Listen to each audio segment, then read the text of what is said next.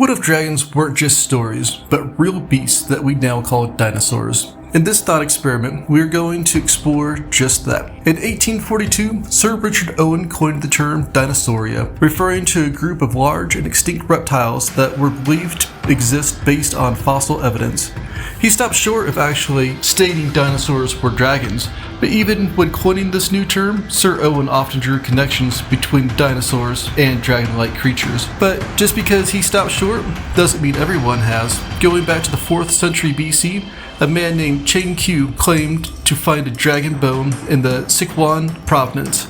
This was common in China, as dragon bones were often used in traditional medicine, but thousands of years later, these bones are said to be dinosaur bones. As you know, the so-called myth of dragons wasn't isolated to just China, and the stories may be far more prevalent throughout history than some realize.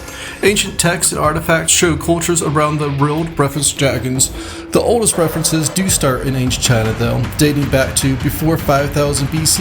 The Hongshan of northeastern China would create carvings shaped like dragons out of jade. But also, the Sumerians, Akkadians, the Babylonians spoke of dragons. Egyptians, Greeks, Indians, Olmecs, Mayans, Aztecs, Norse, and Germanic cultures all spoke of dragons, people from all around the world. Pliny, the elder from Rome, who lived from AD 23 to 79, wrote about a dragon who could strangle an elephant with its tail, and described dragon-like beasts with golden scales. There is no evidence he based these beliefs on fossils, so it's possible dinosaurs, or dragons, roamed the earth at this time.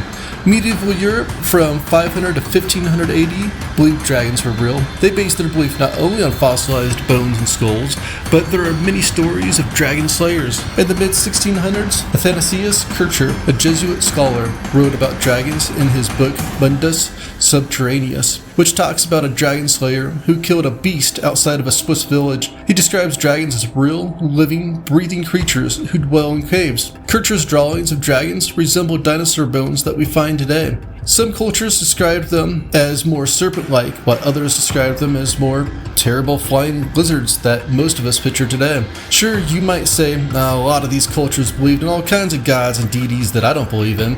Why should their tales of dragons be true? I believe there's an important distinction here. The Chinese have believed in a large pantheon of so-called gods that other cultures don't believe in, yeah.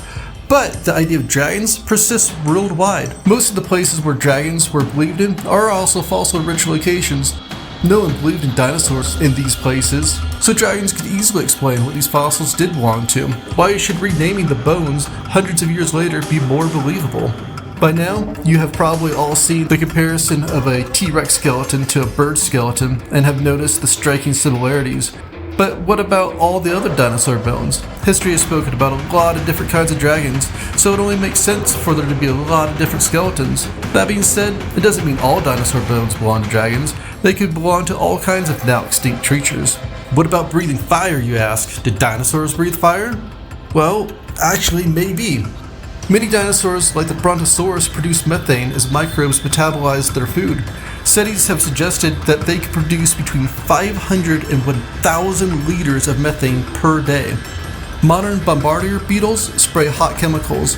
It wouldn't be too much of a stretch to suggest a dragon could produce chemicals hot enough to ignite the methane that they belch out. Or perhaps the methane was ignited by torches of would-be dragon slayers in cavern lairs. It could even be explained that as a dragon attacked a campsite, the fire pit ignited its methane.